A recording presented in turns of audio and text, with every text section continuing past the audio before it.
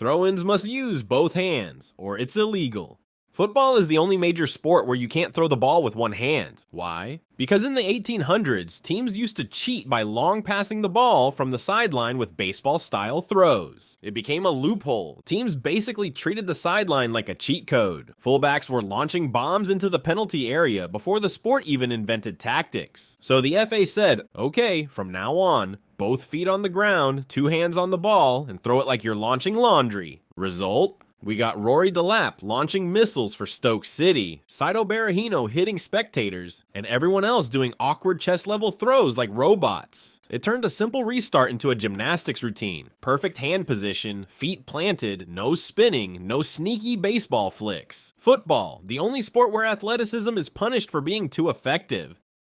The back pass rule, all because goalkeepers got too lazy. Before 1992, goalkeepers could pick up any pass back. Teams abused this so shamelessly that some matches featured the keeper picking up the ball every 10 seconds just to waste time. The 1990 World Cup was so ugly that FIFA said, never again. Imagine 22 men playing a sport where the only real tactic was, give it to the keeper so he can sit on it.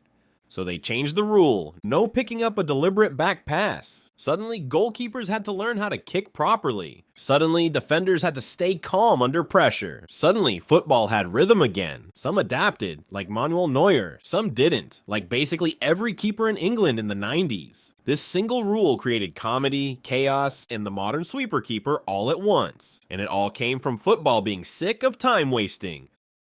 Stoppage time isn't real time. Here's the weirdest part of football. The clock never stops. You can roll on the ground for 2 minutes, argue with the referee, celebrate for 45 seconds, and the game still says play on.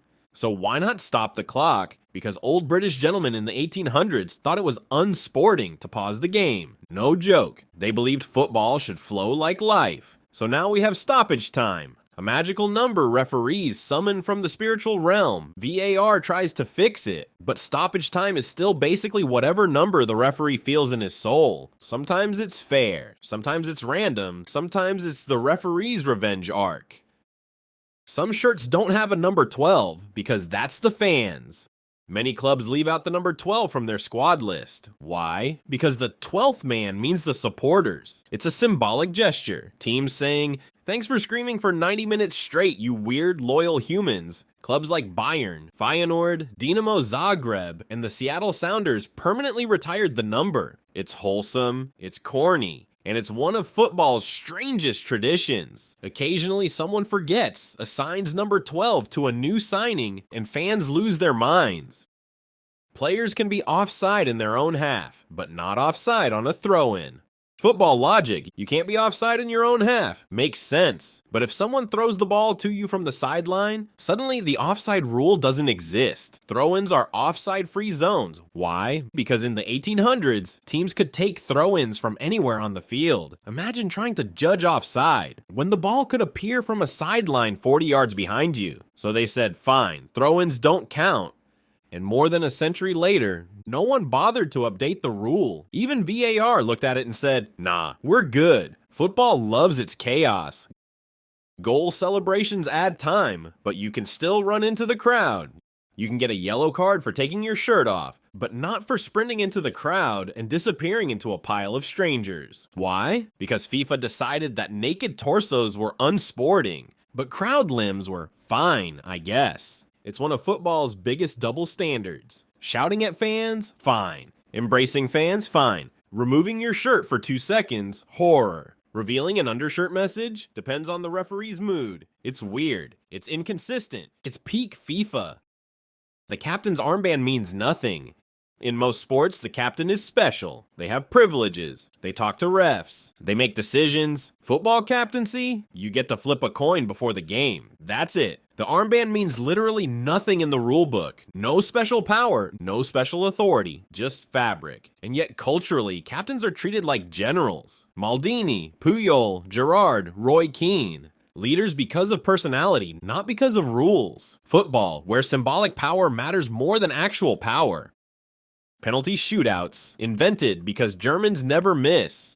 Penalty shootouts only became standard in 1970. Before that, knockout games were decided by coin tosses and replays. Imagine getting eliminated from the World Cup because the coin flipped wrong. That happened in 1968. Italy knocked out the Soviet Union with a coin toss. Fans hated it. Players hated it. Referees hated it. So FIFA introduced shootouts. Now it's an art form, a psychological battle, a scientific discipline, and yes, Germans still rarely miss. Yellow cards didn't exist until 1970. Before yellow and red cards, referees had to shout at players to warn them. It was chaos. In 1966, a referee cautioned an English player, and the player said he didn't understand. Crowds couldn't tell. Players pretended they didn't hear. Managers screamed in confusion. So a referee, inspired by traffic lights, invented the card system. Yellow means warning, red means go home. One of football's most iconic quirks, invented because players pretended not to hear.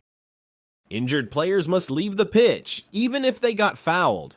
This rule makes zero sense. You get fouled. You're on the ground. Medical team comes on. Result, you're forced off the field temporarily. The team that fouled you gets a numbers advantage. Why does this rule exist? Because teams abused fake injuries to waste time. So FIFA created a system that punishes everyone equally, but in practice punishes the victim.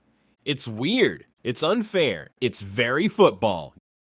Goalkeepers can take throw-ins, but not with one hand.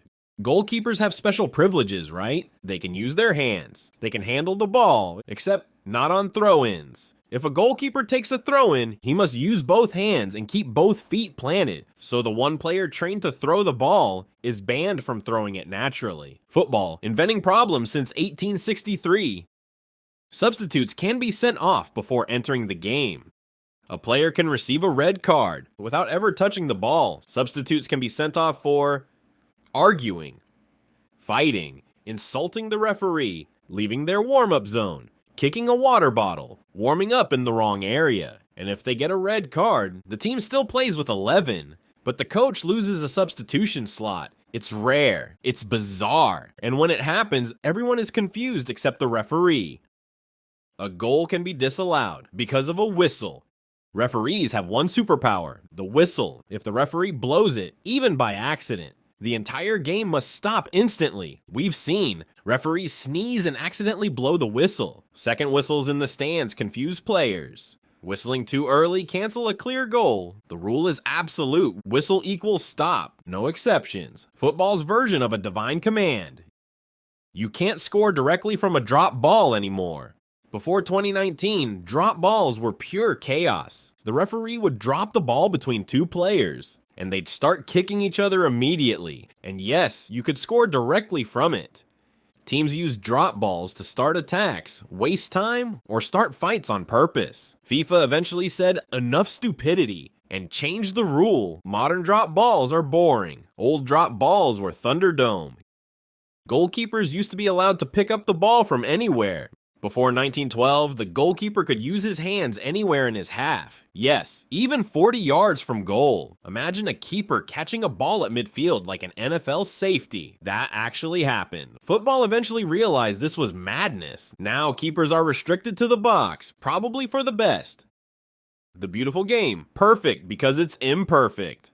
Football today feels organized and polished, but its rules are held together with a century of duct tape, throw-ins invented out of panic, and yellow cards inspired by traffic lights. Back pass rule created because keepers got lazy, shirt removals banned, but crowd hugs allowed. It's messy, inconsistent, emotional. And that's why the sport feels alive. Its quirks aren't flaws, they're traditions. They're the weird little details that make football football. A sport where chaos and order live side by side and somehow create perfection. So next time someone asks why football works the way it does, just smile and say, it doesn't make sense, but it doesn't need to.